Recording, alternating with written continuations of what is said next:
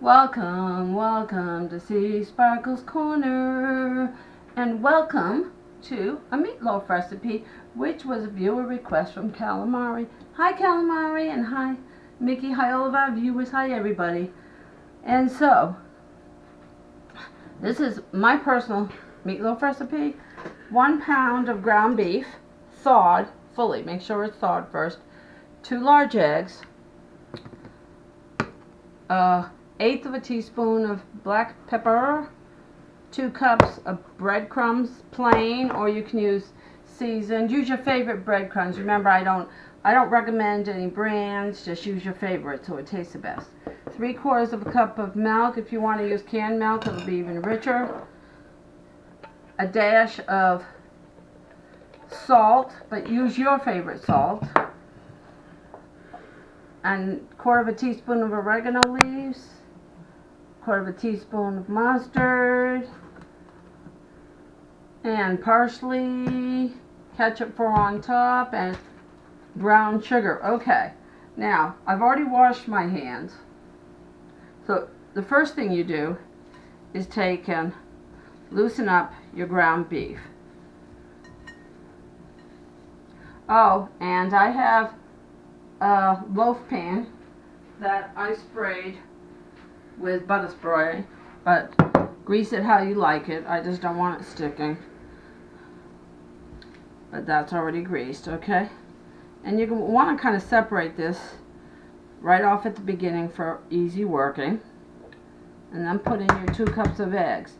Now you're going to tighten up the recipe with the breadcrumbs and all that. And if I run out of breadcrumbs, I'll just take real bread and spread it up. So break it up. So 2 cups. My favorite flavor of breadcrumbs is seasoned, but we happen to have plain, so we're going to use this. Okay, then put in the milk. Over there. Let me wash my hands again.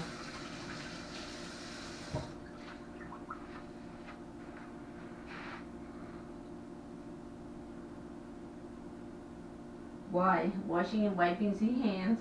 I do it several times when I'm doing this, okay? Now we're going to add our spices.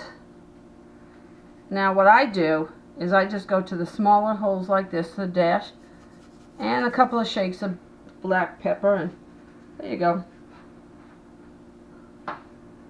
Alright, now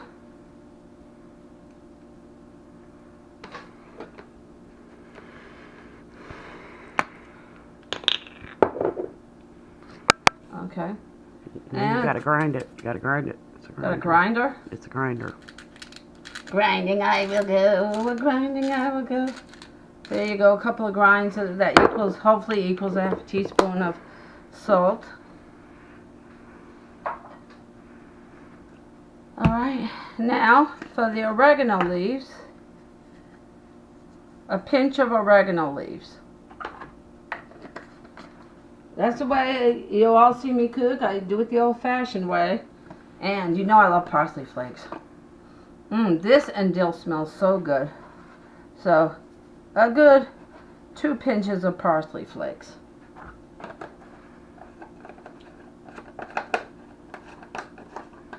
Okay. Now let me get a big spoon.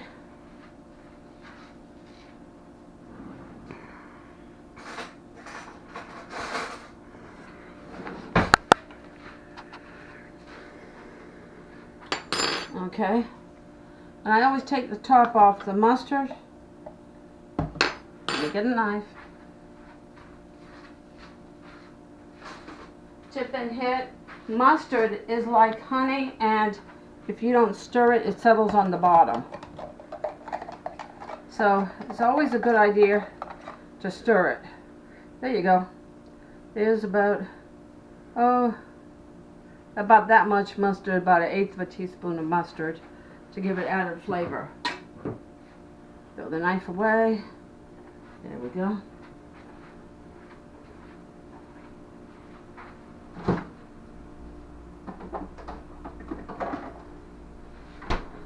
And preheat your oven to it's 350? 350 Preheat your oven to 350 and cook it for an hour and a half until, you know, it's completely done. Let me show you, I don't know where the meat thermometer got to. It's in the top drawer over there, I think. Okay, what you do is you put your meat thermometer in the middle, and when it comes to 160 degrees, it's done all the way. Okay? Or, you know, cook it for an hour and check it in an hour and a half. You want to make sure there's no blood or anything. You want meatloaf to be thoroughly cooked. Okay, now we're going to get the brown sugar.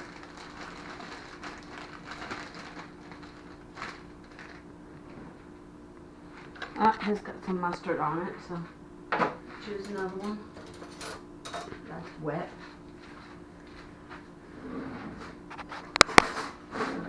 Okay. Take a large soup spoon, which is a tablespoon, and 2 tablespoons, and add that. That's your sugar. And as you noticed, I never use the same thing twice. Each time I use a different spice or I do something different. It goes in the sink or it gets tossed out. Okay. 50-50-50. But use your own favorite brands.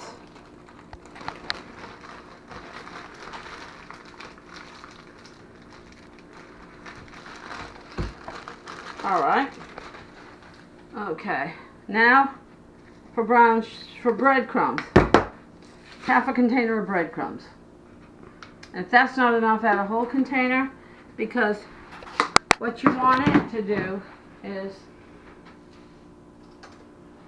you want it to get it dry and thick, and that like that. Okay. I think a half a container is like 2 cups. Whole container is like 4. Doing it like this saves on your meat budget, because meat is so expensive, and it's really kind of healthier for you. And you start with stirring it with your spoon, and then you make sure you wash your hands. And if I knew where my gloves was, I'd have my cooking gloves on. But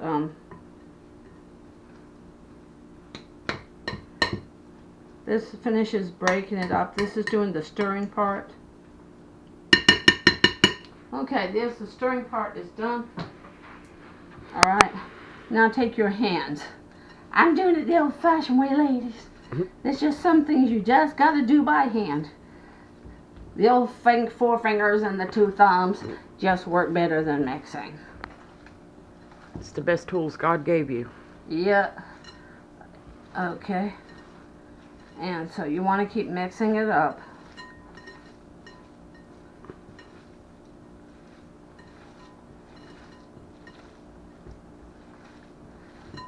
You want to mix it until it's well mixed. Take your time with this, don't rush.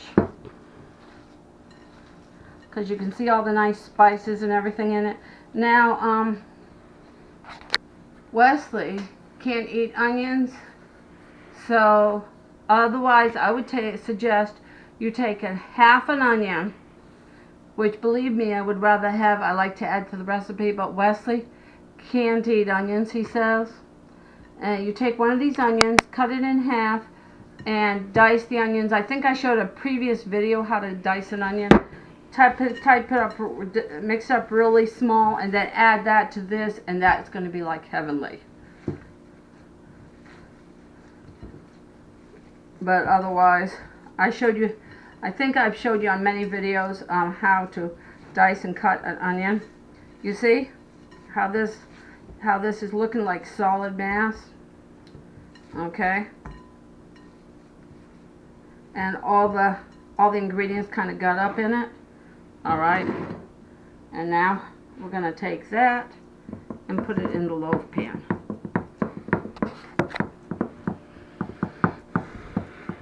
Okay. I'm kind of leveling it out